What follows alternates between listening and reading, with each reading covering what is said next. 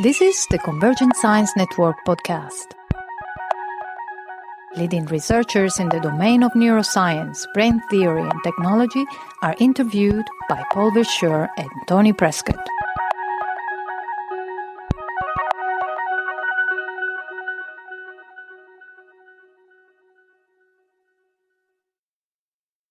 This is Paul Verschure with the Convergent Science Network, and today I'm speaking with Etienne Koechlin, who was also a speaker in our summer school. And Etienne, you focus very much on the human prefrontal cortex, not only your talk, also in your work in general. So what is so special about this part of the brain? It's a huge question. First, why I'm interested in the prefrontal cortex and more generally in the frontal lobe function is that I think part of what make nous really humans compared to not to other primates is lies especially in the prefrontal cortex. So it's for me it's curiosity. It's a question of curiosity.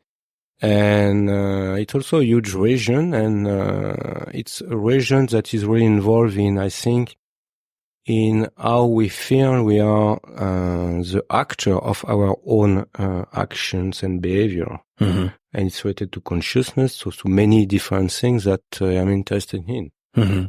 Right. But now, you are sort of summarized your view on prefrontal cortex also in a very formalistic way. You had actually one very simple equation that you thought captured most of its function around sensory states and actions and so on. So how can you then characterize the function of this complex structure in a simple equation? What is that equation exactly? Your question is how it is possible to simplify things with both actually. What's the equation and how did you get there? So first, I like simple models, and because I think a model should be the most simple is a model, the most explanatory I think it is in one sense. So I really try to first find simple models. And because I think also simple models are more intelligible. And also I develop simple models because I try to develop models that can be testable in experiment. Mm-hmm. I mean, and even simple models are not so easy to test and to confirm or infirm in experiment. And that's why I do simple models. I develop simple models because I know that this model, like, they have some kind of straightforward predictions. They might be a bit simplistic in one sense, but still with this model you can test them and you can tease apart some quite deep conceptual differences between different hypotheses or whatever. Right. So now prefrontal cortex is essentially in some way bringing together perceptual states of the world, actions, and a sense of value or utility of their combination. Or do you see those as the key ingredients upon which these areas operate, or is there another element to that? I think one of the most important key element of the prefrontal function is action. Action has very specific constraint. I mean, first, action require choosing. You cannot say that I think I will do this 80% of time and this 20% of time. When you really act in the world, you do one action or another one. So it's required making decision, making choice. And this is a huge constraint because making choice engage you and is in one sense suboptimal to make choice. Mm-hmm. So, to be better wait forever. No, I mean, to be optimal is always to have some multiple interpretation of the words and to continue to with this kind of multiple representation. And when you do an action, basically you stick with an interpretation. So action is a very specific constraint, and I think one of the role of the prefrontal cortex, on a very general view, is to introduce this constraint into internal processing. So action is about choosing, it's about seriality. And you basically, the prefrontal function introduce all these constraints in the way the mind or cognitive process occur in the brain. Mm-hmm. So action is very important. And second, of course, utility and values, if you want, are important. But, of course, they're important because you need value to know what is good for you or not. But value is very archaic. And I don't think that value is actually one of the key components of the prefrontal function. Is a key component of action and decision-making, of course. But I think the prefrontal function is more related to understanding and learning what seems to be a true representation of the world than really what is good or bad. Because I think even the most simple insect, the brain of the most simple insect know in one way what is good and bad for the organism. Mm-hmm. Right. So what is specific to the human prefrontal function is that we have all this kind of, we can say, reasoning process that are not so much interesting in values, but are also interesting in what is true, what can be predicted, what is reliable, and so on and so on. Right. But now, if I combine the two, because on the one hand you're saying it's action, and action is unitary. At each point in time, I can execute only one. I have one body to act with. But on the other hand, you talk about, let's say, modeling the world, context, and so on. So these would be two functions. So the action selection component of this, where you actually are collapsing all of these possibilities that you can engage with, to collapse that into one interpretation, one action. You see both of these things reside in frontal areas, or is that in synergy with other areas? No, of course. The prefrontal cortex is in synergy in most other associative area in the brain. I mainly focus on the prefrontal cortex because, in one sense, I think it's simpler because this usually other associative regions are actually, I think, at the interface between peripheral system like sensory system, like the visual. Let us talk about the parietal regions. The parietal cortex is very complex actually because it's at the interface between all these low-level sensory system like vision and whatever, and interfacing this system with this internal cognitive system, which is the prefrontal cortex. So you have a two level of complexity within this region, whereas in the prefrontal cortex, it's more, it's far away from this peripheral system. And I think, for me, at least today, I think, it's easier to understand what's going on in the prefrontal cortex than what's going on in some, this, other associative area, like the, temporal associative regions. Right, exactly. They are very complex. I'm not sure nobody has a very good idea about what's going on in this region. In the parietal cortex, we have some cue about some specific things. But this is a huge region. There are so many things going on that I think that's what I like with the prefrontal. I have the feeling that I understand something about the prefrontal cortex. But now, if you had to choose, right? Because, like I said earlier, you emphasize both action, unitary action, and you emphasize something like context and an internal model. You see them both as a function of prefrontal cortex, or do you see prefrontal cortex more as maintaining, let's say, these representations of what is possible? Or you see it as together, that there's both representations of possible together with I think this is exactly the converse. The prefrontal cortex force the mind, the human mind, the cognitive system everywhere in the brain, not to multiply many possibilities. Okay. And it forced to make a choice in one sense, to say, okay, the most probable interpretation of what I see in the scene is this, so I am going to act like that. And then it's not necessary other guys, to represent other alternatives because we decide to do that. So now we go for that.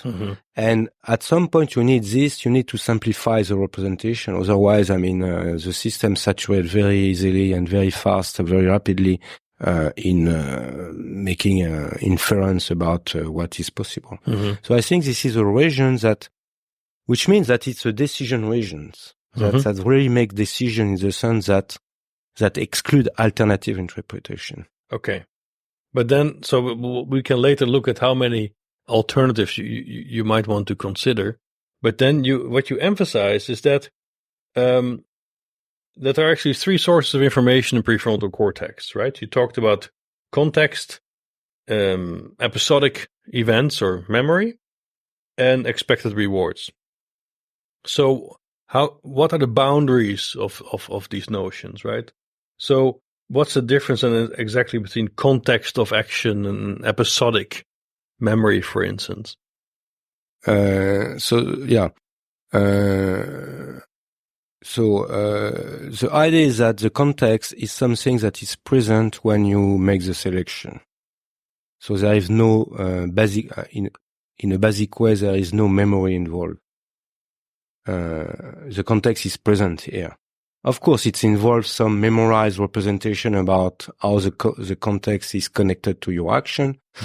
But the context is present, basically. It's part of your environment where you make the selection. Episodic events is the past, basically. Is everything that happened in the past that, of course, you can memorize or not, and that may influence your actions. And I would say the opposite thing is expected reward, which is in the future, or expected outcome more generally is about the future, and it's just the symmetric of episodic events. So you have basically, the idea is very simple.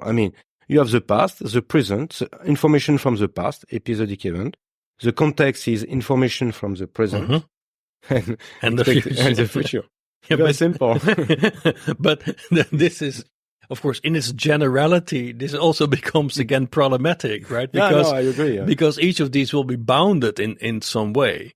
So if you say, look, the prefrontal or the frontal lobes have access to past, present, and future, the question arises like, okay, if we imagine that these are not of infinite capacity, there must be boundaries on this. There must be aspects of past, present, future that you are considering because they're highly relevant, and there will probably be many aspects of it that you fully have to neglect to stay operational. So where would you draw that line? I think the line is drawn by your internal representation, by your learning, by your experience. So your internal model. What is very important is that, and I think this is one of the role of other associative regions, is to memorize and to implement and to code internal model of the world. So according to your internal model, a past event, even very close to your action, could be totally irrelevant and not deserving to be memorized. Or this kind of event could happen, a long time ago, and could be very informative because your internal model tell you actually what is important in the world and not. And this is to be learned. And this is why I think this other associative region, like the parietal or the temporal cortex, are very complex because this is probably where all these internal models that allow to capture informations from the world to make your selections are encoded. And the prefrontal, for example, the prefrontal cortex is organized in a way that it can make a difference between what is part of the immediate context. So there are some specific regions in the prefrontal cortex that allow you to include immediate information in your choice. But the prefrontal cortex by itself doesn't know what or which immediate information is useful in this situation. It just can say, okay, it just can include this in the selection process. So its role is really at the very end of the selection process, to make the selection and to be able to include as many as informations that can be processed by your internal models to elsewhere in the brain in the action selection process. Okay, so then in something you're saying the magic resides in these areas at the interface between the sensory systems and the frontal lobe, where in some way these internal models are constructed. But then I guess I would expect that the frontal area would also add some intrinsic aspects to that processing and not just be, let's say, a selector driven and enslaved by information provided by other systems. So what would then be this added value? So one of the added value is that it's a monitoring system too. This is what usually other people, they call metacognition in one sense. It means that it's a system that monitors all the time the processing, the behavior, and is able to make some important switch. So for example, you may have an internal system, a very sophisticated system in the parietal cortex that you use to behave. And the added value of the prefrontal cortex is to monitor all the time whether I should perseverate with this very complex strategy or possibly adjusting it, or should something wrong with this strategy and I need to switch to something else. So this is really the added value of the prefrontal cortex, to have this kind of meta cognitive role in judging whether I should perseverate, continue to learn, or to switch to something else and just to give up with that and with this behavior and to try something else. Right. This is exactly what the problem in learning. When you learn something, of course you make errors or you get some negative feedbacks. At some point there is a system that need to say, okay, you make this error, but perseverate, learn. Or too many errors, it's no more valuable to learn this. You should change and give up and do something else. Right. And this is the added value of the prefrontal cortex. Should I perseverate in what I am doing, in what I am learning, or should I give up and switch to something else? Right. But then, so this is clear, right? So now we have sort of a functional understanding of this frontal area. And then in your early work on this area, you seem to have identified a fairly clean mapping, if you want, of these functional components onto specific structures in the frontal lobe. So could you explain that in a bit more detail? So the idea is that, because as I said before, action is very important, the idea is that the prefrontal cortex is organized on the basis of the motor premotor system.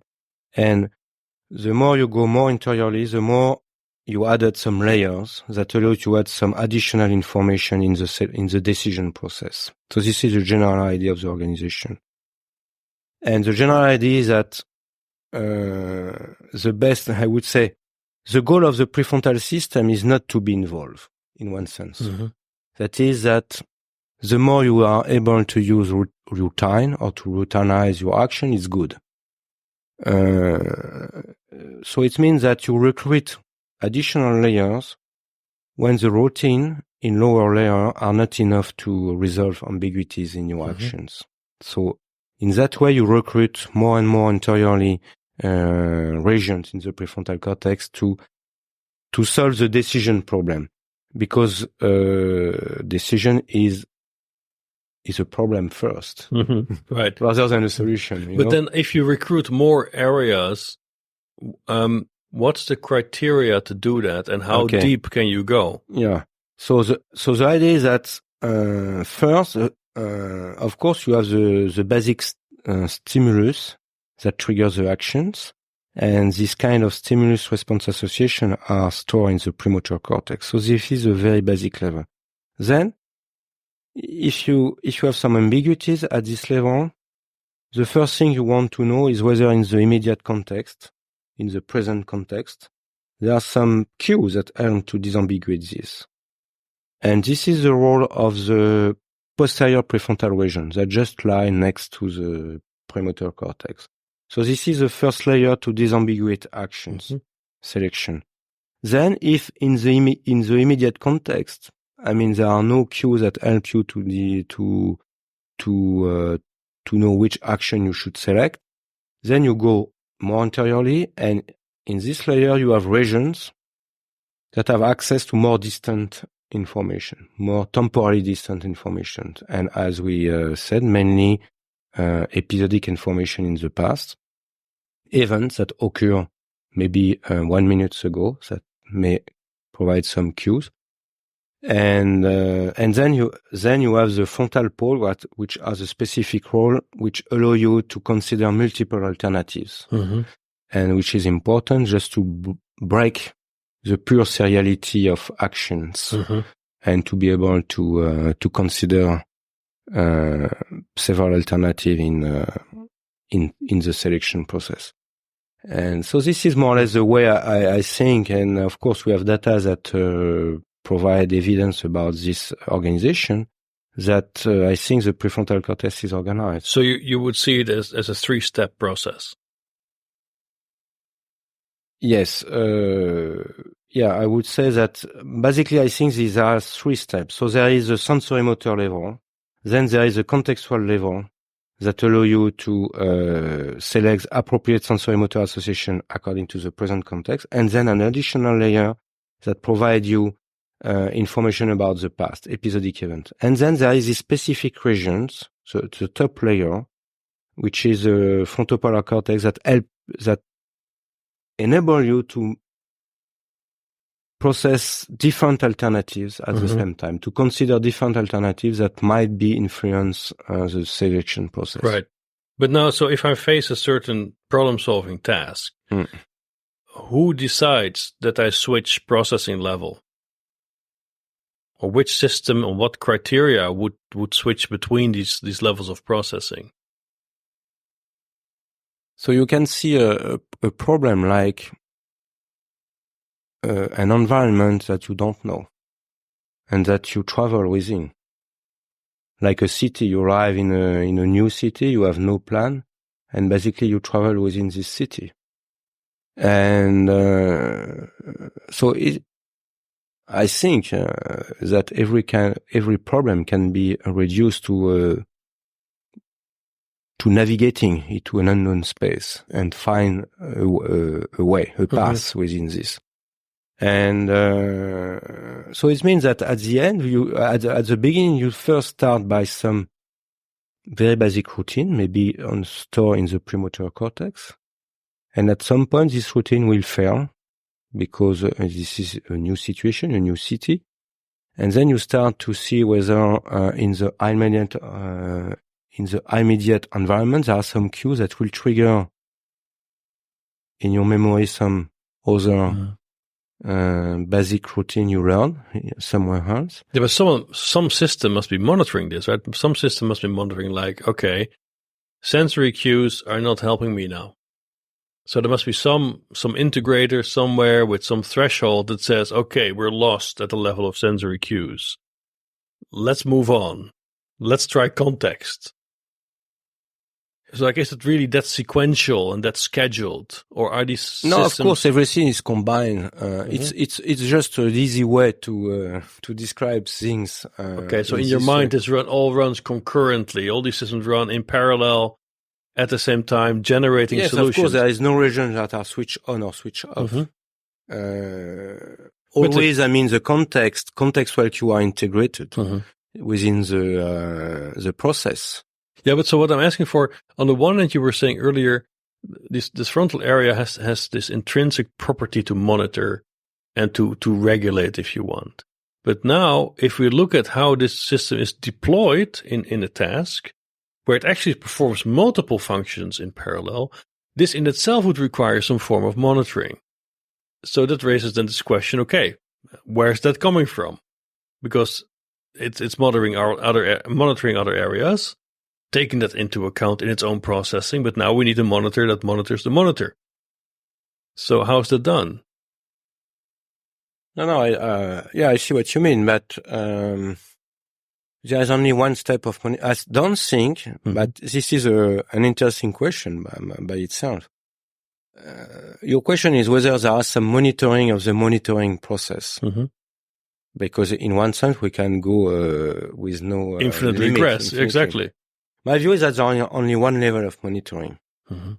So basically you have the basic process and then you have the monitoring process. And the prefrontal cortex is about this level of monitoring. Mm-hmm.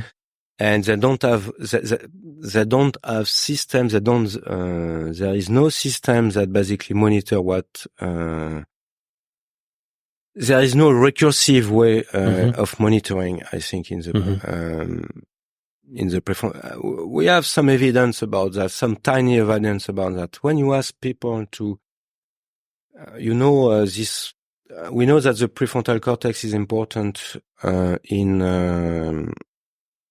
in suspending a task you are performing for performing another task. What we notice is that people are very bad in doing this process recursively twice. That is, you interrupt a first task to perform a subtask.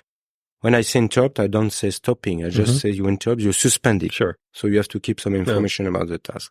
So you suspend it, then you switch to a subtask to perform it. And so people can do that very easily. But when you ask them to suspend this secondary task to perform a tertiary task, then they got real problems. So that it seems that they don't have the ability to have a two-level monitoring system. Right. It's tiny evidence, but it's some evidence. No, but it's an interesting prediction, right? So, but are you, in some sense, you're saying, look, overall, the brain is organized in such a way that it hopes the frontal areas don't get involved because it means it knows what to do automatically. So, how is that then linked to this whole debate on controlled versus automated processing? Because it's not only now about the decision making, it's about also the discovery of the structure in the decision making problem so that you can automate it. So how does that play out? As far as I understand your question, for me, automation is a process by itself. And when I say that the goal of the prefrontal function is not to be involved, it means that when it is involved, it means basically that you face a situation that you don't really know what to do about. And but I'm not sure there is no control process that controls the automatization. If you want. Automatization is by default what's occur. But it fails. When it fails, the prefrontal cortex is engaged. Okay. But this is a default. There is a default. I think this notion of default. I mean, you are involved in robots. I think the notion of I think the notion of default behavior is very important. You don't think this is the same in robots? Of course. That you need to have some default. Sure. If everything goes wrong, so I do that by default. Yes. But what I'm after is, so now we have this, you also called this cascade of cognitive control, right? This is really what you described previously. But now, if I engage in a certain task, like talking to you, if we would do this 20 times over and I would say the same things, at some point in time, I don't have to invent questions anymore because I know them by heart. I've automated this task. So, but do you see that automation as an active process that is regulated by this frontal area, or do you see this as being a concurrent process dependent on other neural structures that is just picking up these regularities again and automates them? I think it's even simply a sensory motor model, internal model that is stored in probably premotor region, some basal ganglia, and some posterior associative regions. And it's become more or less encapsulated in this system. And it can be just triggered or stopped as a whole by the prefrontal system. But then it can be processed, by itself. It's run by itself. That's what, you see what I mean? It's become a fully consistent representation driving behavior. But do you think that this distinction then, controlled automatic, is actually helpful to look at this system? I think so. At least, yes, I think it's an important distinction because for the prefrontal function, I really think that prefrontal functions works above what's going on in automatic systems. So there is what a task could be as complex as possible as far as it is automatized. It is stored in this wonderful area, which are the premotor cortex, the parietal cortex, the temporal cortex, which have an impressive representational power, and it could run automatically. And the prefrontal cortex is not concerned by this. There's other regions that do this job perfectly. Right. Just the prefrontal cortex want to know when this should be activated and when should not be activated. Right. So this is the monitoring part. And of course, the monitoring part is a way of controlling things. Right. This is a notion of control. Control is also a notion of, acting a little bit on things. But monitoring, of course, sounds easy, but it does imply that you have norms of monitoring. You have to have criteria on the grounds of which you say, like, oh wait, this is now a relevant exception that we have to deal with, right? So to just say monitoring is not. So there are two general views, which are one view is that everything is relative. That is that you always monitor different alternatives. And you are interested in selecting the most relevant alternative within the one you monitor. It's fine. The problem with this view is that you are always stuck within this collection of alternatives you monitor. You have no systems that allow you to say, okay, I should look elsewhere. Not just within this small collection of alternative I can collect to know maybe to select an even more relevant alternative. So the other notion is that rather to compare alternatives together, it's just for each alternative you monitor, you try to have a measure whether this alternative remain reliable or relevant or not. To try to have an absolute measure of whether this alternative is, let us say, relevant, quite elusive term. And when you have, and how do you say an alternative is relevant? So there are, I think, probably different factors that can contribute to judge an alternative as relevant or irrelevant, but one important is its ability to predict action outcome. I use this. Let us say that a behavioral strategy is like a map with some paths. So you use a map with this path. What you expect first that when you follow the path, you expect to see in the real world what you expect on the map. So the first important criteria for relevance is the ability to predict the result of your actions. There might be other, but I think this is probably one of the most important. And this is the way I think the prefrontal functions monitor strategies. That is mainly in an absolute way for each strategy try to figure out whether this strategy is relevant or not. But this has interesting consequences, right? Because then, although with respect to action, you might want to say, I want to go to 1. Then, if you want to be able to monitor its outcome, you must actually be able to load in memory any reference for future consultation. So, I mean, that basically means a whole set of possible outcomes must now be considered, because any action in a complex world can have a quite wide range of consequences, so that this world is dynamic.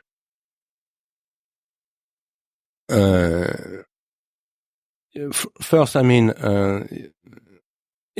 when I talk about behavioral strategy, I think about a set of internal representations that include representation about what kind of outcome I expect when I do this action in this situation.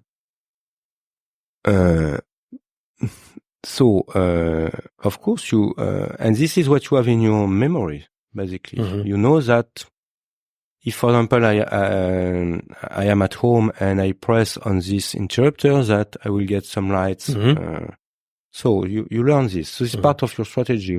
Yeah, but all I'm saying is for monitoring to work effectively, it must consider a set of possible outcomes. It's not only one.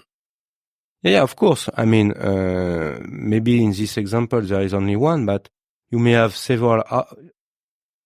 Yeah, I see what you mean. Which you mean, for example, I do an action and I may have a chain of consequences. That's right. This is what you mean.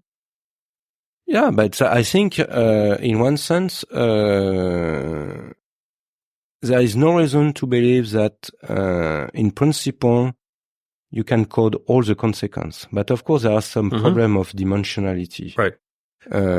So it's possible that at some point there are some criteria that allow you to identify some landmarks, specific outcome and landmarks. And it's part of the complexity of the system, of course. Right. And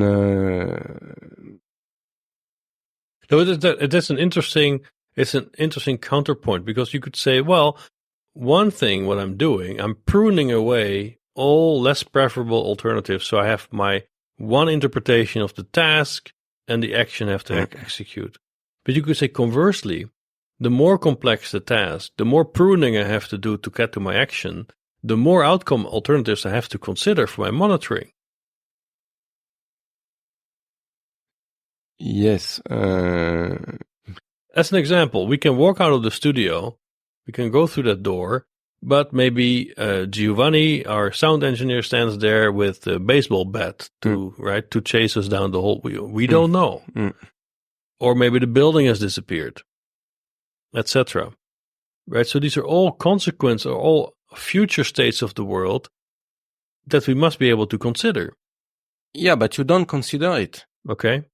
You know, I mean, this is because when you are in the studio, you know the studio, you are used with the studio, so you know that in 99% of time when you use it, nobody wait for you with a baseball bat. So you don't code that. Or baguette, maybe the French version. Okay, baguette. No. Okay, no, I mean, okay. You know, every situation.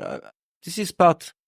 Every situation. I mean, if you go to the airport, you have some expectations. Okay.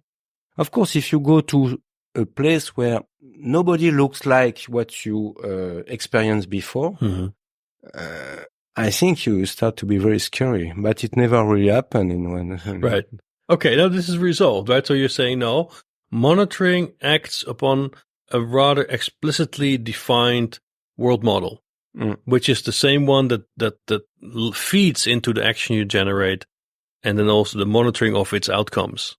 This is roughly what you would say, right?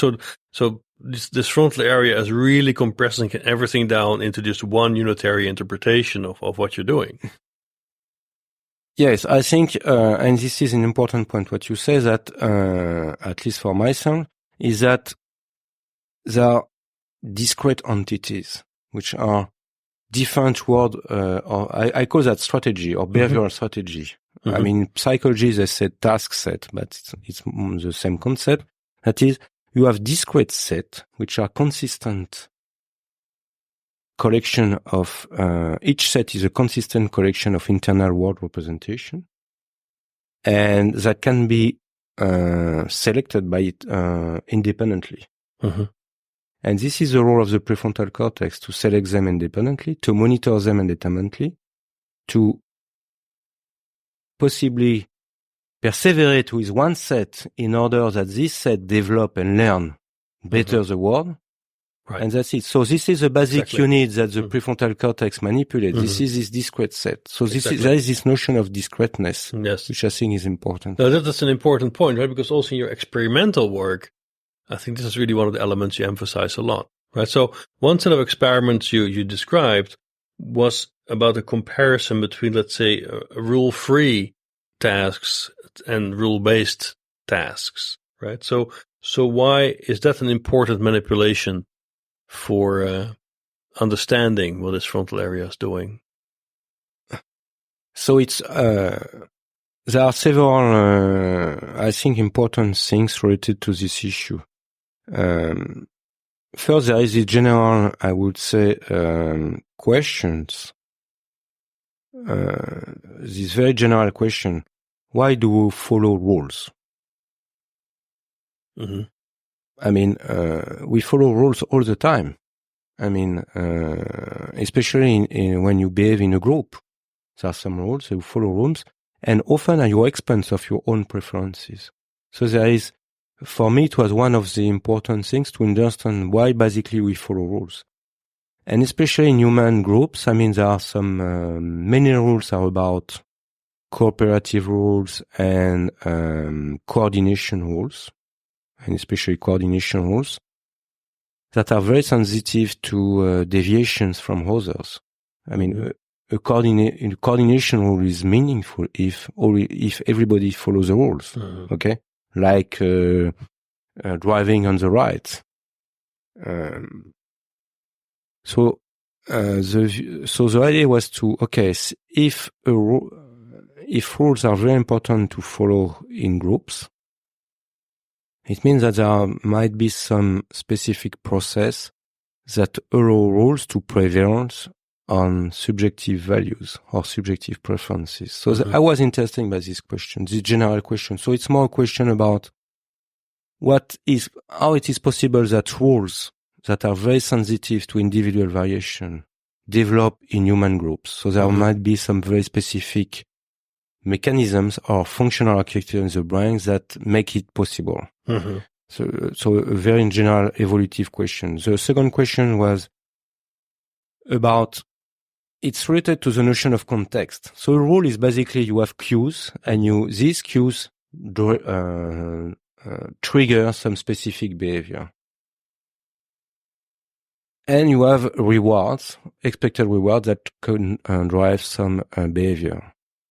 So the question is exactly how these two processes, what we can identify independently, interact. Mm-hmm. And this is related to what I said. There is, of course, the notion of values, which is important to select action, but the rule seems not to be about values, but about relevance. What is relevant in this situation? Mm-hmm. So that's why I was interested about this issue, is whether this notion of relevance or reliability, what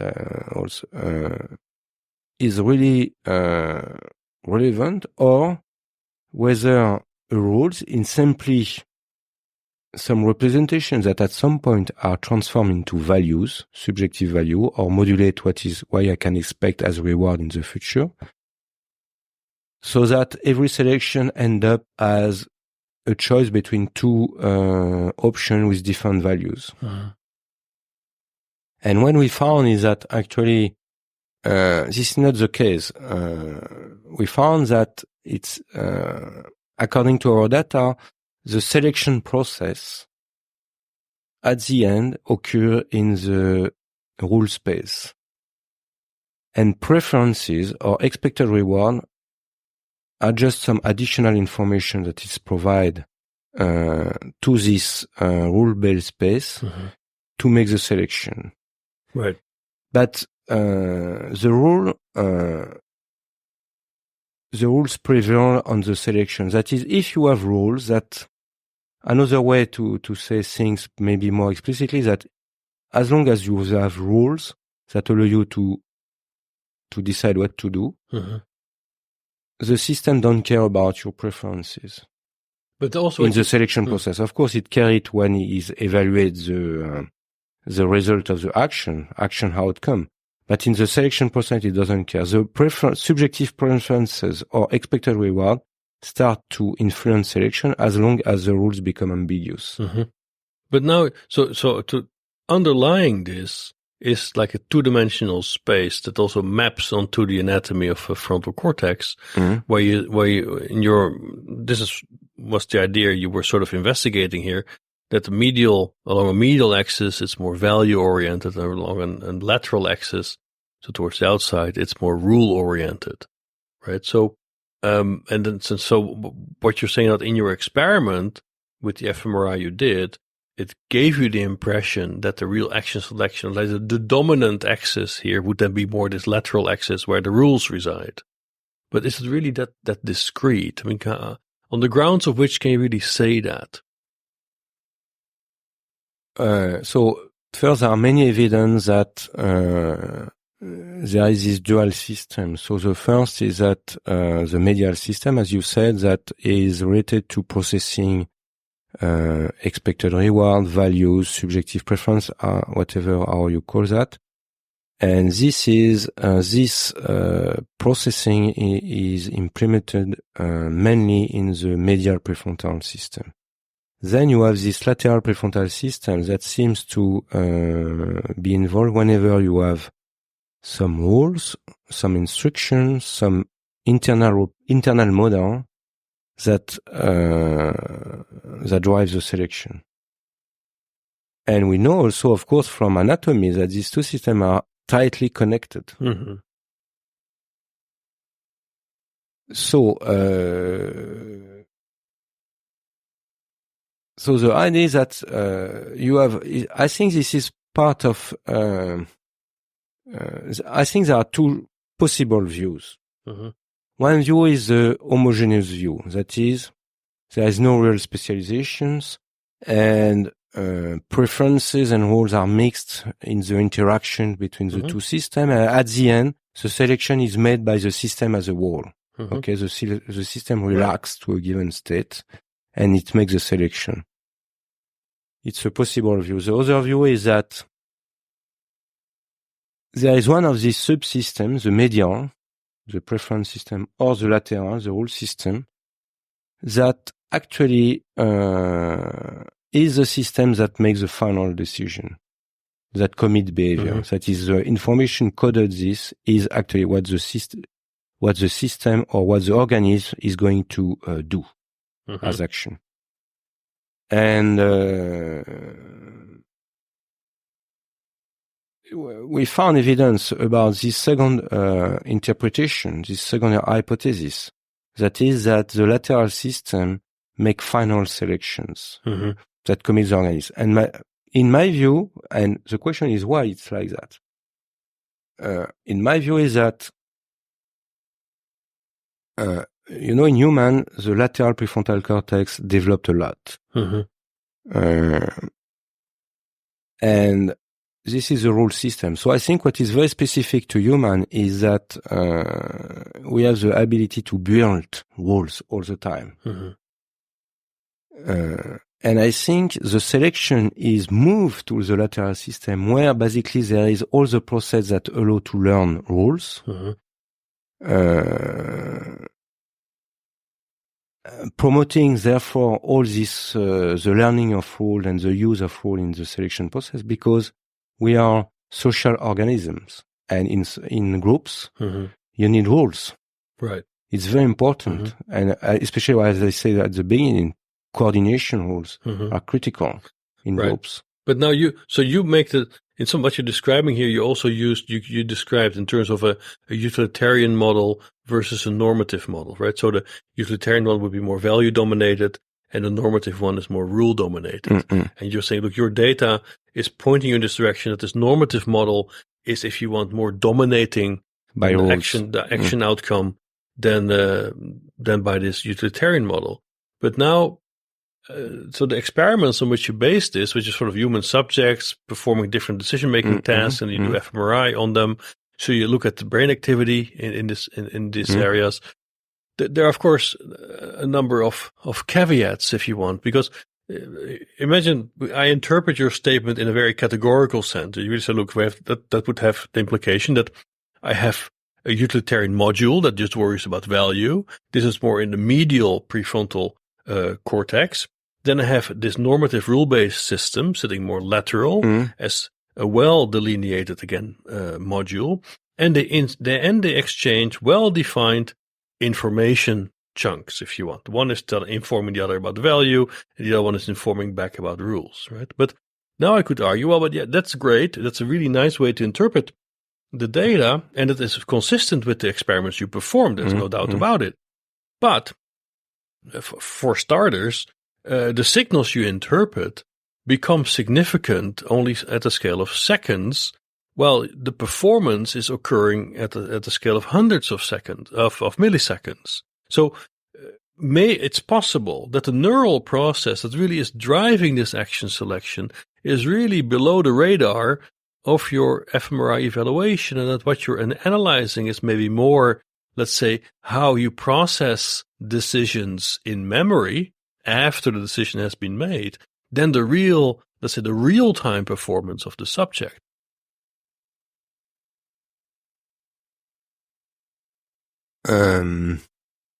Yes. Of course, this is a problem with fMRI data, that we don't have access to the millisecond time scale. This is important for neural processing. What I can tell you is that if you look at neuronal data on these regions, I mean, they are consistent with what we found. I mean, we know, for example, that in the dorsomedial prefrontal cortex, we have neurons that encode action outcomes associations, and more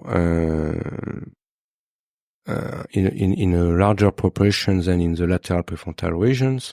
And we know also that during a decision, these regions activate first in medial regions, and before neurons in lateral prefrontal region. So we have neurons in lateral prefrontal region activate closer to the decision time than neurons in the medial prefrontal cortex. So it's consistent with what I am saying. Right. Okay.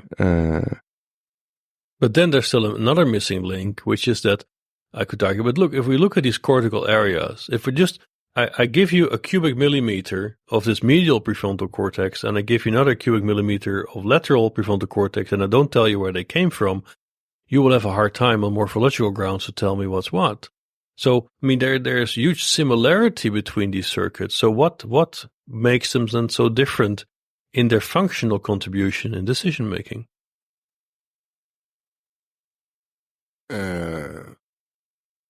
I think apparently what is different is that they are located in different positions in the network.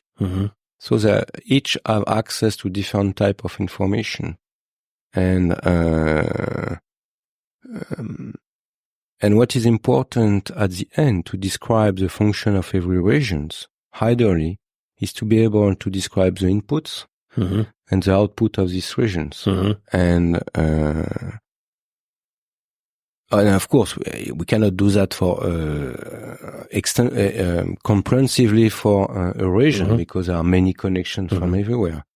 But at least if I take this example about medial and lateral prefrontal region, I mean, if we try to understand what kind of information the medial region send to the lateral regions, and conversely, what kind of information the lateral regions send to the medial regions, we see that this is not the same. Well, but in some sense, with your data, you don't really know what travels over these axons, right? You only know something about the covariance of their activity under certain task conditions, and the information exchange could possibly be regulated through another structure. Yes, it might be not direct for sure, but this data tell you that in one direction there is something happening which is not the same as in the other direction. Okay. This is what it means.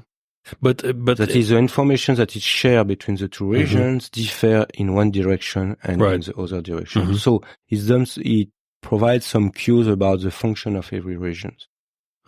Because my deep belief is that I think every region is like has a specific operation, implement a specific operation, which is quite abstract and quite it's not and every region is like an operator, if you want, an information processing operator. And of course, at least what I try to know is which operator is implemented in this given region and so on. Sure. No, I understand that, but now what we see is that if the local circuit is fairly uniform, right? The information exchange we cannot directly assess. So that means possibly there are actually other areas that are dictating this function, right? For instance, let's say it might be an interaction with basal ganglia related structures or so, we don't know. But then I could argue, hey, but wait one moment, Etienne, this might also imply that it's actually these tertiary structures that we have not identified that are really doing the decision making. And these other guys in this prefrontal area you're measuring from are just echoing in a way you can detect with your system, with your device, the result of that decision that has been made. Yes, you're perfectly right. I mean, but I think it's part of the scientific process. It's first to start with the most simple hypothesis. Okay. We found correlation or some information transfer from one region to another. We know that these regions are deeply and densely connected. Okay, if we observe some influence, the first most simple interpretation is to consider that it goes directly from one region to the other. It might be wrong at some point, but I think we should always first by the most simple interpretation. As I said at the very beginning, with the most simple model. Sure. And then you complexify the model of course. Gradually if you need. And I'm sure it's a simplistic view in one sense. I don't say that this is it's probably much more complex, but it's always useful to start from very simple principle and to refine this progressively. Absolutely. And I am sure that in the selection process, basal ganglia, of course, involved. There are many loops. It's perfect. It's true, but you need to start from one point. I mean, no problem. But it's true that we don't. It's good to have simple model, but you have to never forget that your model are just model and simple model. Sure, that exactly. They are probably wrong at some point, and for sure they are wrong at some point. But what I'm challenging you on is that in some I'm saying, well, maybe your model is not as simple as it could be because you are already assuming that these are like two distinct modules with distinct functions that are exchanging well-defined information. Well, these are actually really pretty strong assumptions. That's why I used anatomy as an example. If I go to the anatomy, it will be really difficult to distinguish these circuits, medial, lateral. They will look rather similar, and their differences will be in, let's say, fairly subtle differences in how other structures project into them and receive information from them. But these will be minute variations. So I'm sort of challenging your idea. I completely buy the method, but I would say, well, but maybe this is not a minimal interpretation. Yeah, you said that it's already quite complex. But why is it complex? It's complex because simply we consider a coupling system with reciprocal connections.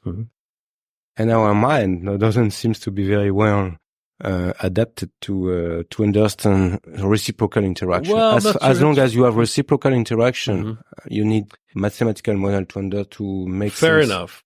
However, you do assume that within each of these modules, a very specific function is performed because one does value-based operations and the other one does rule-based operations. And that's not necessarily simple. Yes. But this is what I said at the very beginning. Imagine that, okay, if you raise the question, okay, we have this medial region, we have this lateral region. What could be the difference between the two regions functionally? If you start to think, you look at the literature, you look at all the data, many labs and people collected. and you say, okay, what could be the differences, the functional segregation between these two regions, if it exists?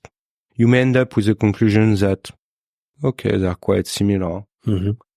And this is, as I said at the beginning, this is a homogeneous view. But you say, okay, let us really think that they make different function. And you cannot end up with so many different assumptions, you know? Mm-hmm. There are a few, but not so much. Right. And because still we have data and there is a consistency also you need to look at when you build this kind of hypothesis. It's not consistent to imagine that, for example, I don't know, but... Yeah, this is an important point, right? Because if you look at your more recent experiments, you actually have found only further support for this way of thinking about the system, as opposed to falsification of it. So this I think would argue for that, and so that had a lot to do with these experiments where you looked at the transfer of value in different or tasks of varying complexity. So and also in these tasks, what you did, which I think was extremely interesting, you really looked at how different models of decision making actually scaled on these tasks, what their problems were, and on the basis of that, you have formulated an alternative where you say, look, actually, all these other models that have been very popular in literature, they might be very interesting, but they fail on really explaining what this frontal area is doing. So what was the trajectory there exactly? You mean, okay, the way we, you mean your question is about the way we end up with this model? Yeah, exactly. Exactly. Yeah, this is always, this is still the same process, starting with very simple stuff and try to explain things with very simple models. So we have,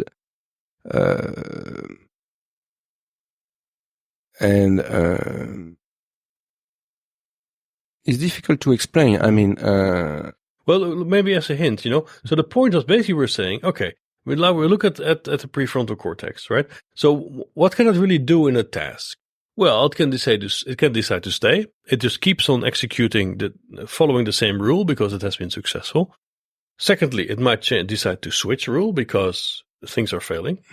Or it can decide, okay, I don't know what to do. I better explore.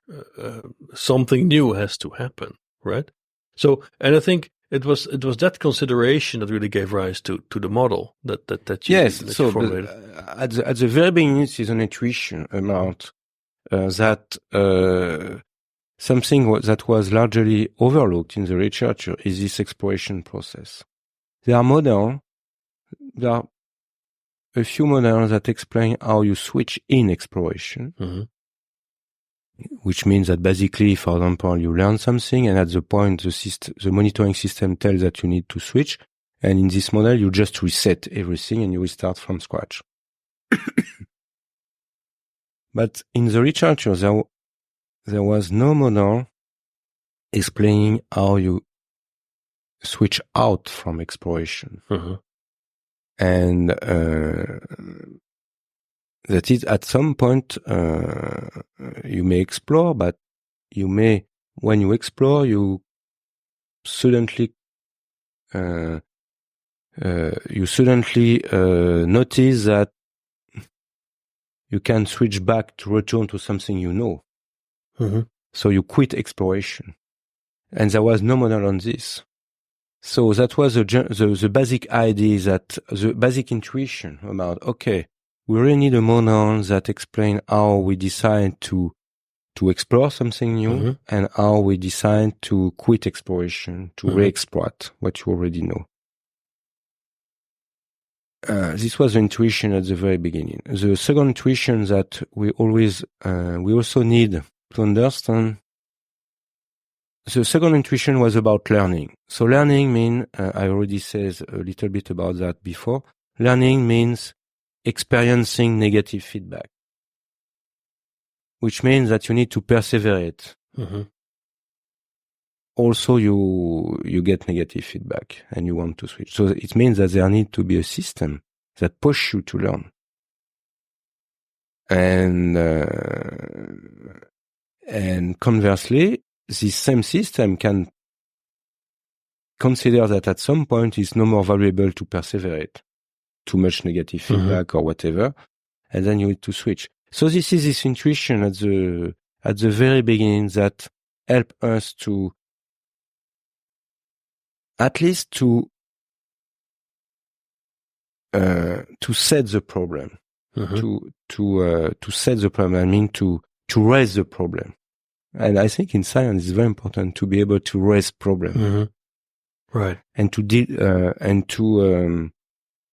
delimitate, to circumvent a given problem, to raise this problem, and then after, given these two issues, how you explore and you quit exploration, how you persevere to learn or switch when it's no more valuable to learn. I mean, we start developing a model and at the same time an experiment, and so we develop a model based on our ideas, our intuitions, and then we test it with this experiment. And of course, on this experiment, we tested whether some more simple or more regular model were able to explain the performance. Right. And as our intuition,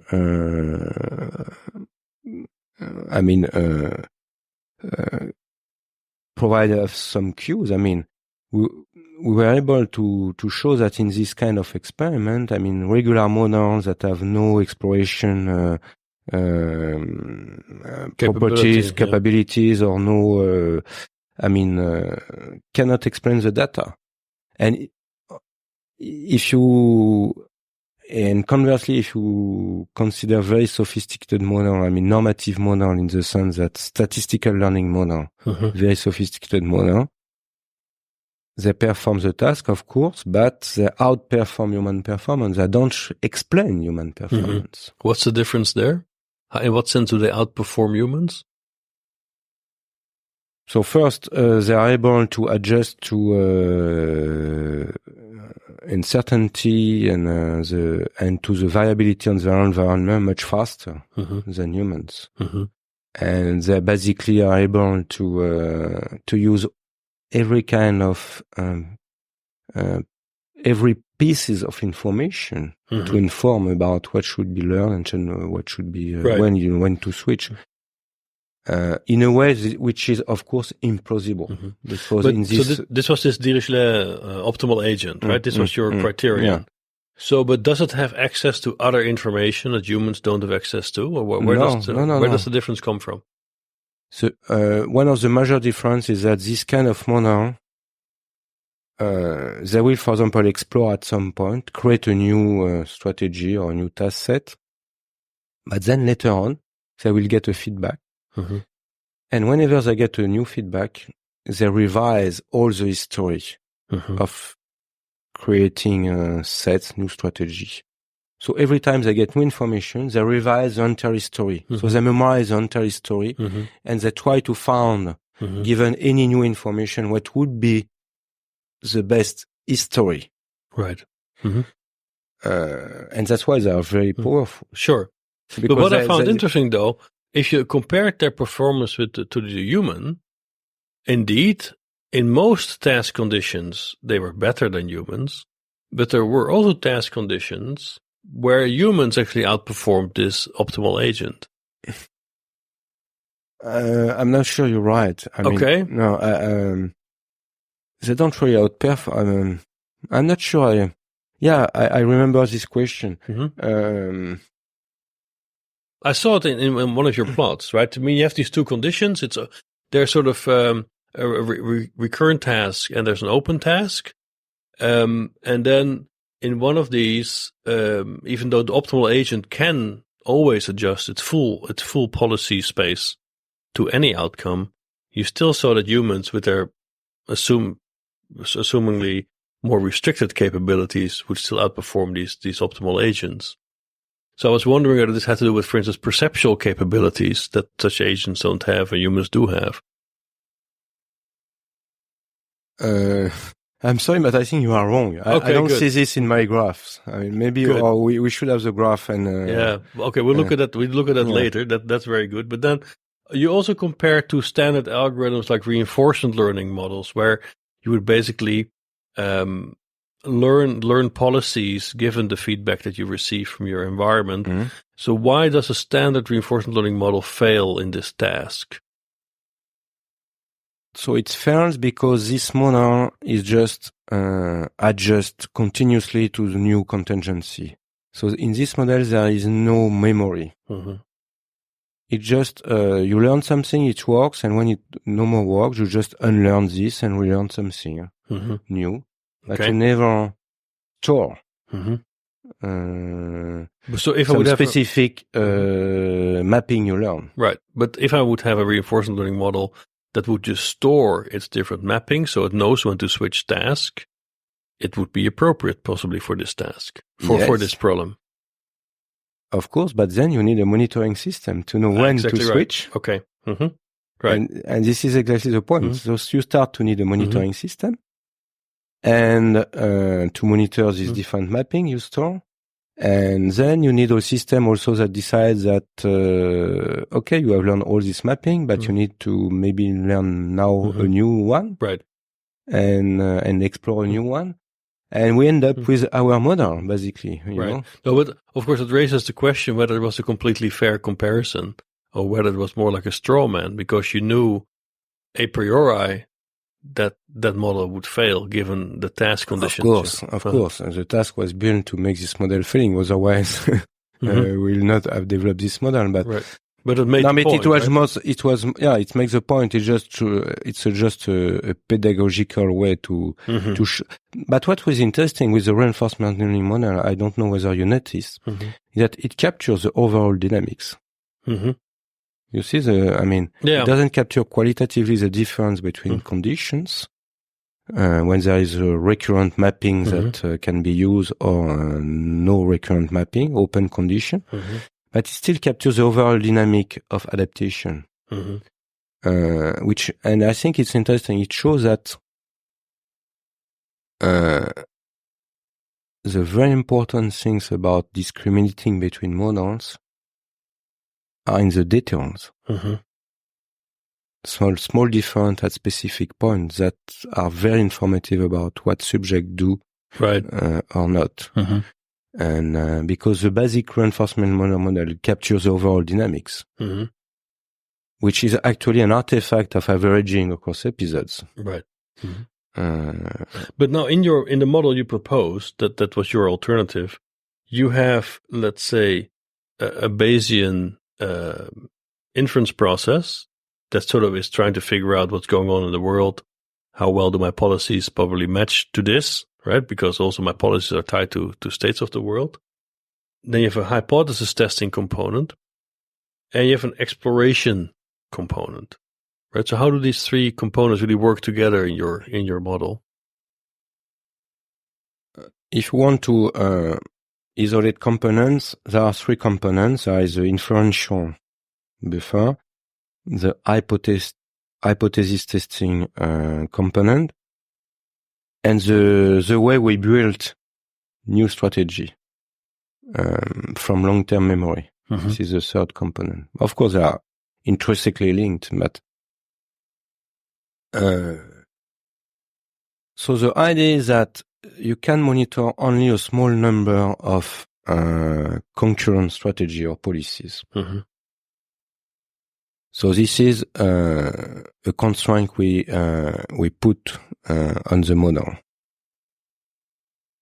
Then you need to update this small collection. And so to update this small collection, we consider that the best way is to have an hypothesis system. I test a new policy. I start monitoring this new policy. If it seems to be reliable at the end, I continue to monitor it. Or if it's not competitive compared to other strategy, or I just I don't need to monitor it. I can discard it. So this was the idea that hypothesis testing is important to update this monitoring buffer because it cannot monitor everything. And then, of course, when you when you decide to go for a strategy which is not in the monitoring buffer for a policy, you just need to go first. I mean, you go to your long-term memory, but you don't monitor things here. So the only way you can build something from your long-term memory is to have a weighted mixture of this long-term memory, weighted by some cues, given some cues and given, of course, some internal models. And you build a new strategy from your long-term memory like that, and you try it. And all these three components are important for the other. So to build a new strategy is like I have a long-term memory system. In this long-term memory system, I have different policies, which effectively means I have stages in every policy where I have a certain sensory state and a certain action that goes with it.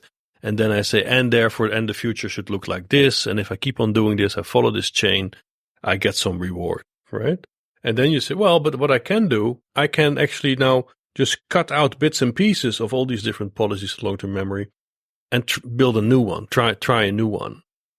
So what would be the key criterion to perform a selection on the pool of segmented, if you want, policies?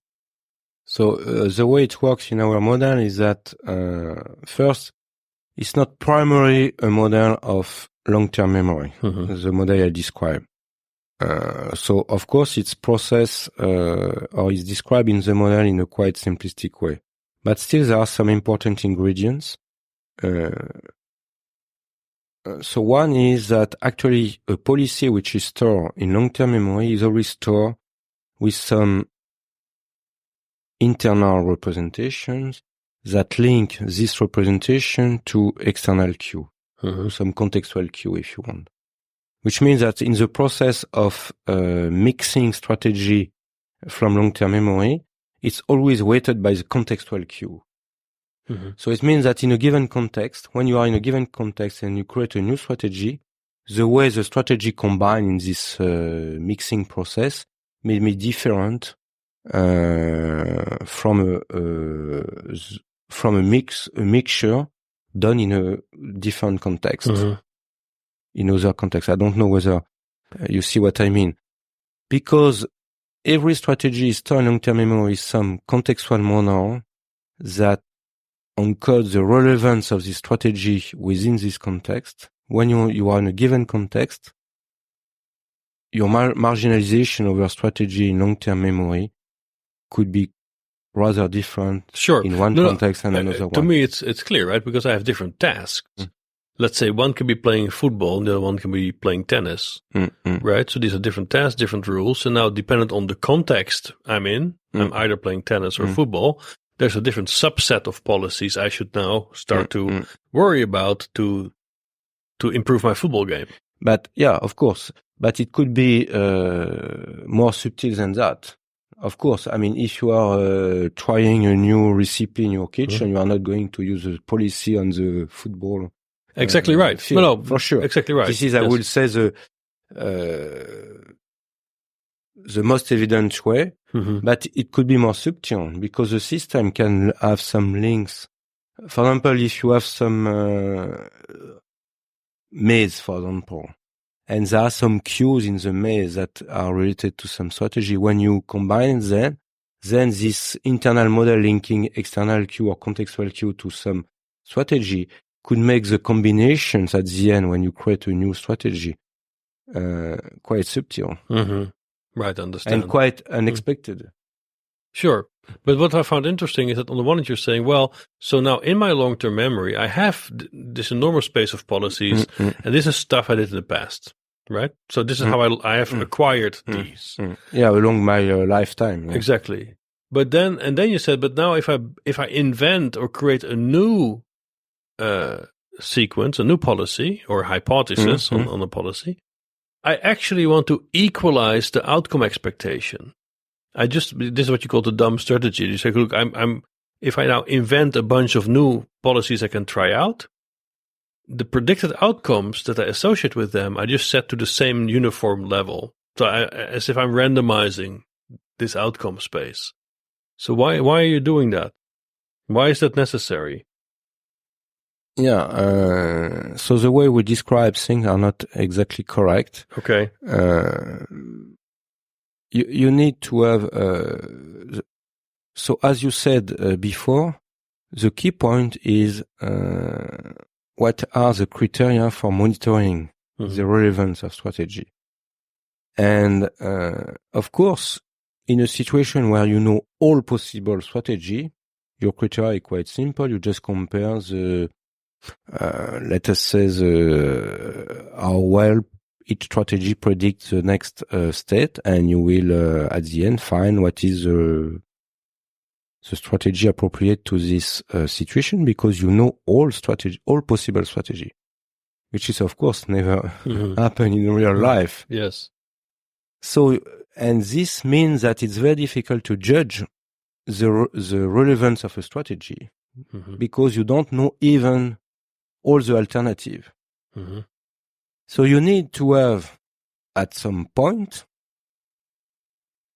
an estimation about, in the different strategy I am monitoring, which is the probability that actually the true strategy doesn't belong to the one I am monitoring. And to be able to compute this probability, exactly, you cannot. It's an intractable problem.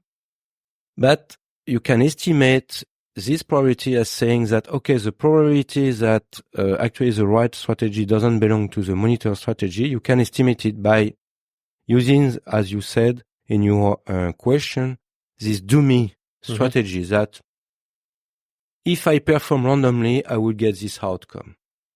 And monitoring the relevance of this random strategy is an estimation of the probability that the true strategy is not in your monitoring strategy. Right. But there's an alternative. So it's a trick. I understand. And also it keeps things simple in some sense. Very simple. Yeah. But I could also argue, look, let's take the cooking scenario. So here we have the policy space, or the strategy space of cooking. And now certain sequences of actions have been more successful in the past in your kitchen activities than others. So now if I assemble a new policy, taking elements of these other sequences, by picking them out of an existing policy that has been tested, I can make an inference about their probability to have a certain impact on outcome. For instance, let's say you have a long sequence and have an event sitting really far away from the end state of that sequence. I could say, well, the probability that event is really having a big impact on outcome is probably low. However, if I have an event that is close to this endpoint, you could say, well, that probability is higher. I think it depends on the level of automatization. Okay. Even if you have a very complex strategy, but every time you start with the first action, you will get at the very end this reward, this outcome. Then probably in your system, I mean, the link between the first action and the outcome would be very strong. No, but I'm saying, can't I exploit that information in assembling a new policy and making at least an estimate of its outcome? For instance, I can take elements of very successful policies, so the probability that the new policy will be successful is high, or I can take elements of really policies that are not that great. You see the point? Yeah, I see exactly your point. I think it's a very complex issue, so especially. I think this process is reasonable. I mean, it's tractable. If you can project your strategy on some topological space.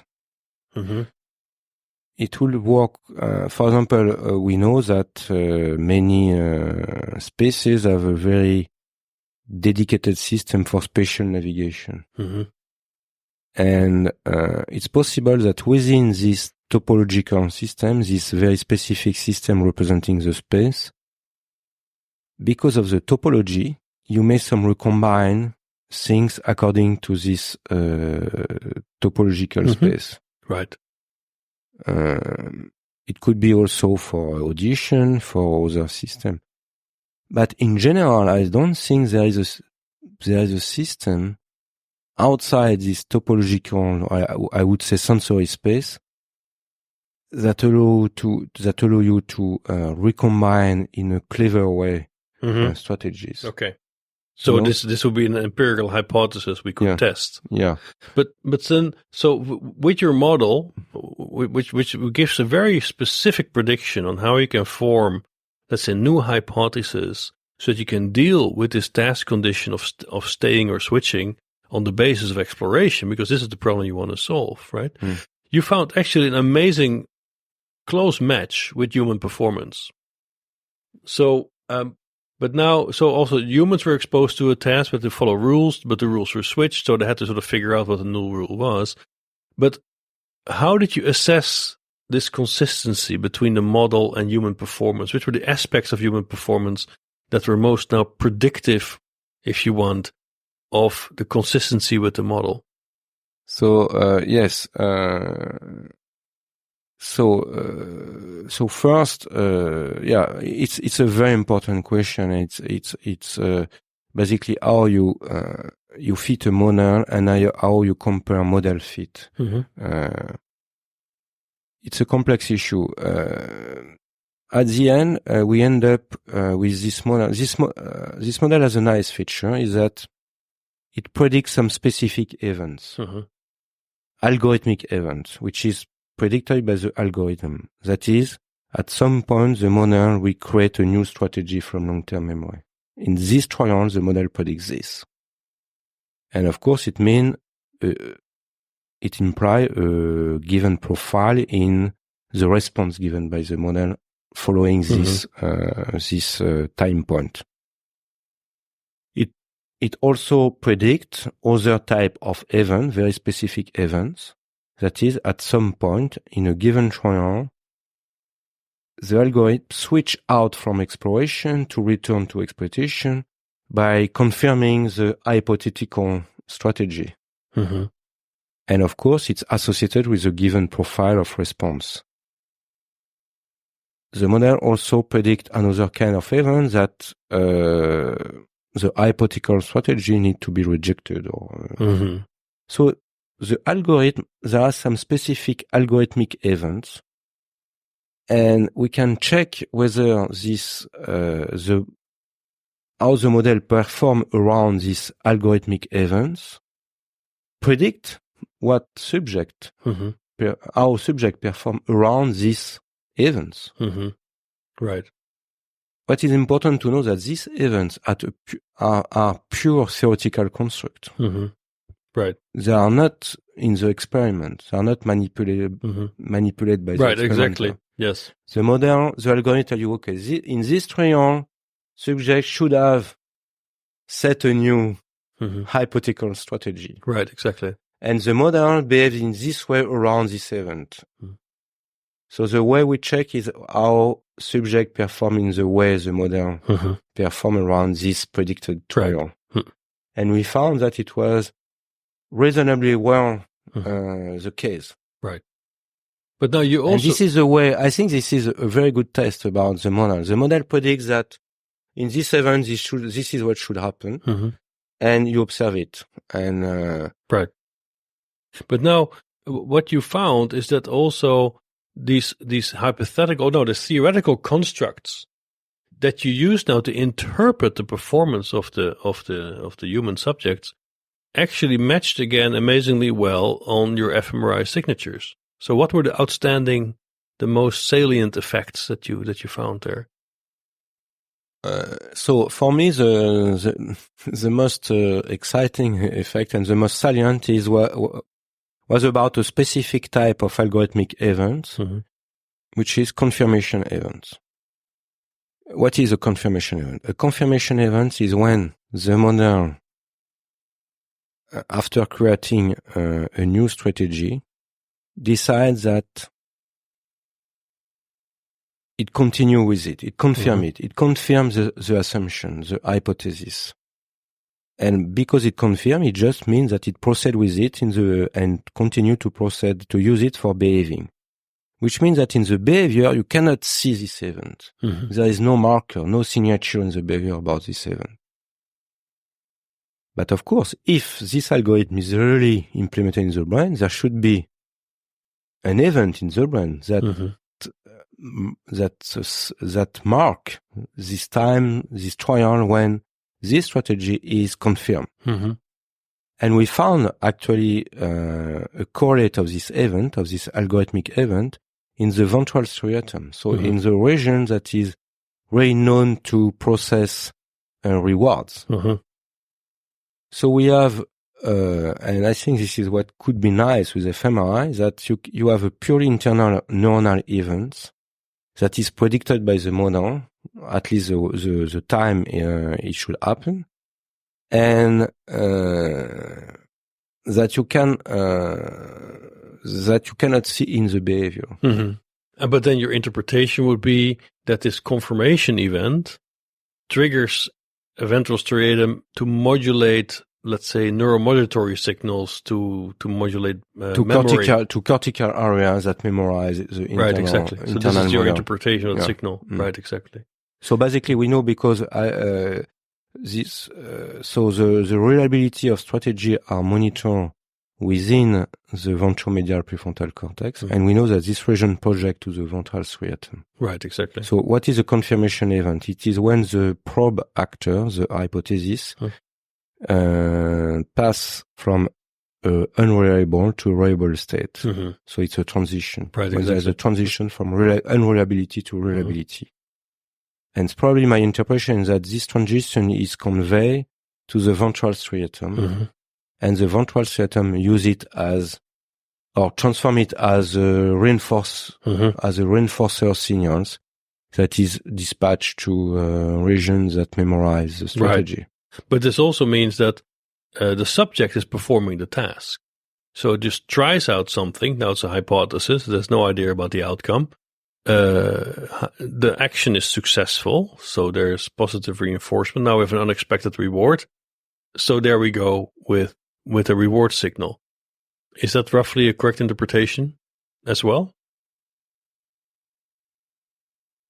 No, because we can show that this effect of confirmation goes in addition to the effect of having a positive or negative reward. Okay, so it's an additional effect. Okay, it's with their own sources. You're saying so there would be like an externally triggered event, which is whatever happens in the task, and there's an internally more cognitively dependent effect. Yes. So basically there is the external signal, the external reward that is of course processed in the ventral striatum as positive, negative, expected or not expected. And there is this internally driven feedback. It's an internal feedback. Yeah. It's a cognitive feedback about from the monitoring system, which is the medial, the anterior prefrontal regions, that provide this internal feedback, this cognitive feedback. I understand. But now, in some sense, to sort of close a little bit this part of the discussion, I could argue that, well, your tasks are cognitively encapsulated. That means, in some sense, you focus very much on this frontal area, almost in disconnection from everything else, right? So that means, in some sense, you are forced to think about hypothesis development and hypothesis testing as a pure internal cognitive act. But that's why I emphasized earlier this operational aspect. If I'm a behaving agent, this is how we are modeling problem solving and so on. Actually, I'm also testing hypotheses out in the world.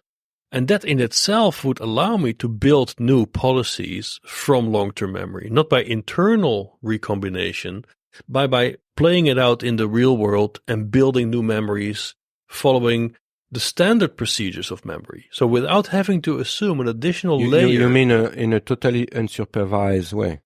Well, without having to rely on internal cognitive hypothesis generation. I could just say, look, I'm here in the world. I want to explore stuff. So I'm going to allow different policies to play out or dominate my actions in some sequence. So now, as an end result, I have constructed a new policy. I've built a recombination, a recombinant of all of them, which you can now. Yeah, you mean, for example, if you behave randomly, you build a new. Well, that would be a very extreme way to do it. The extreme. Yeah. But yes.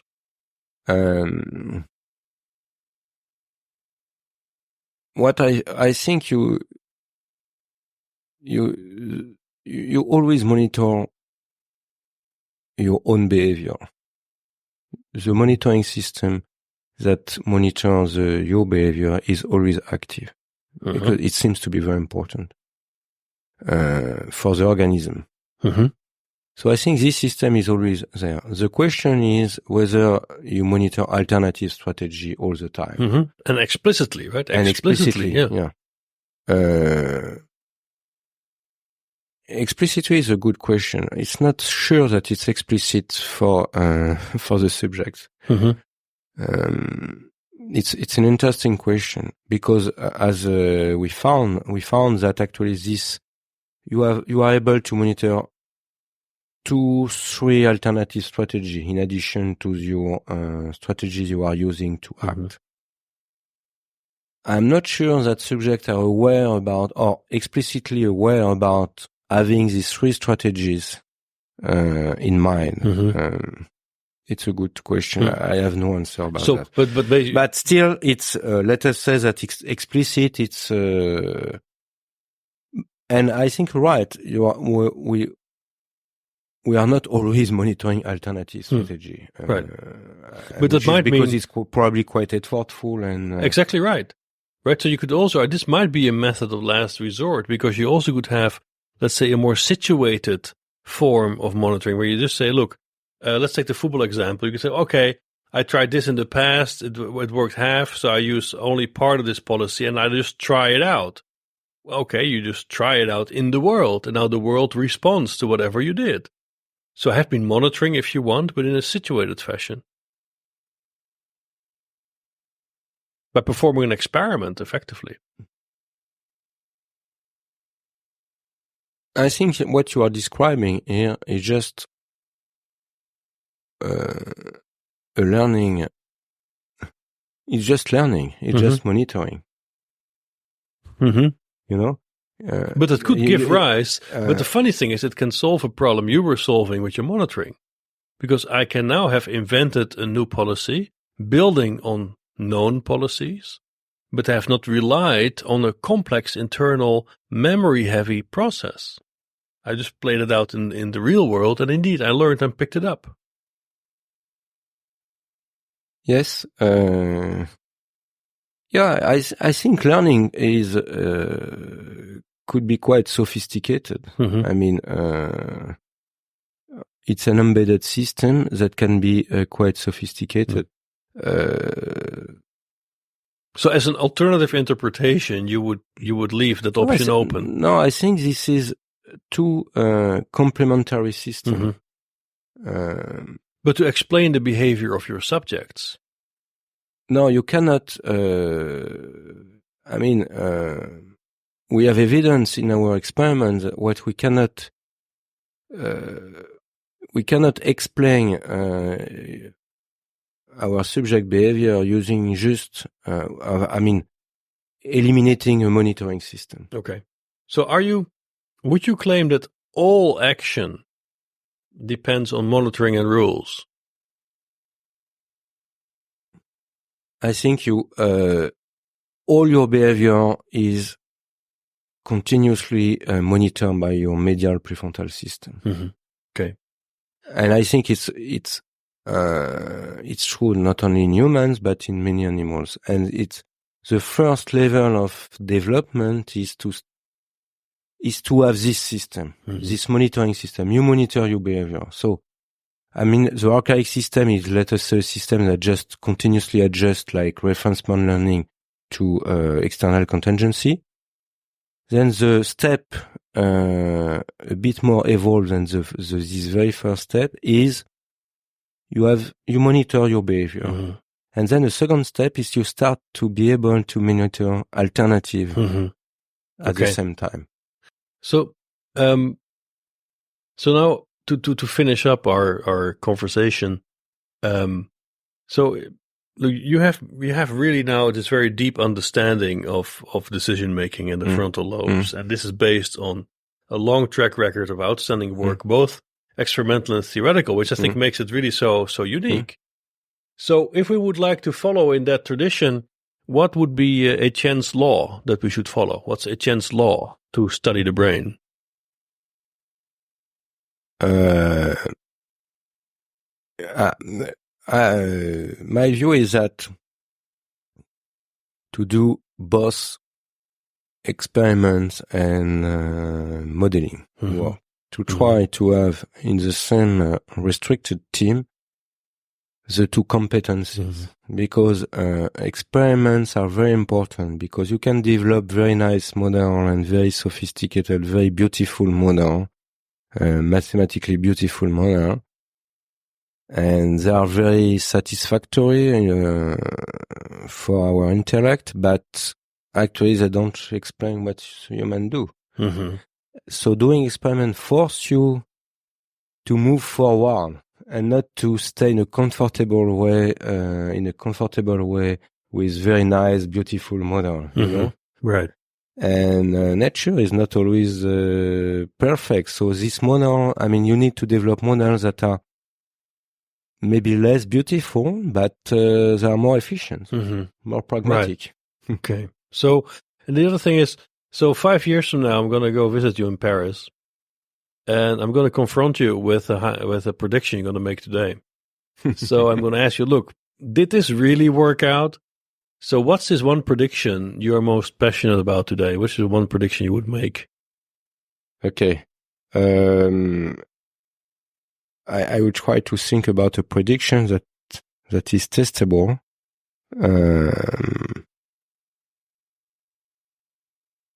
I have one prediction that a strong prediction from our data is that human cannot monitor more than 3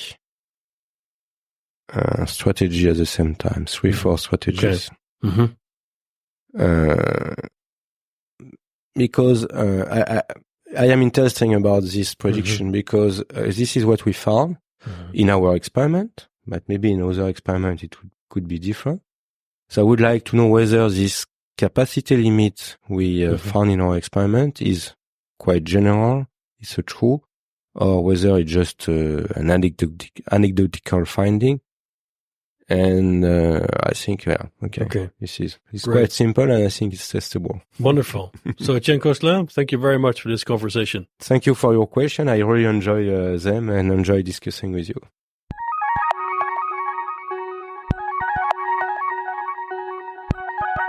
The CSN podcast was produced by the Convergent Science Network of Biomimetics and Biohybrid Systems, a project funded by the European 7th Research Framework Programme. For more interviews, recorded lectures, or upcoming conferences in the field of biomimetics and biohybrid systems, go to csnnetwork.eu. And thank you for listening.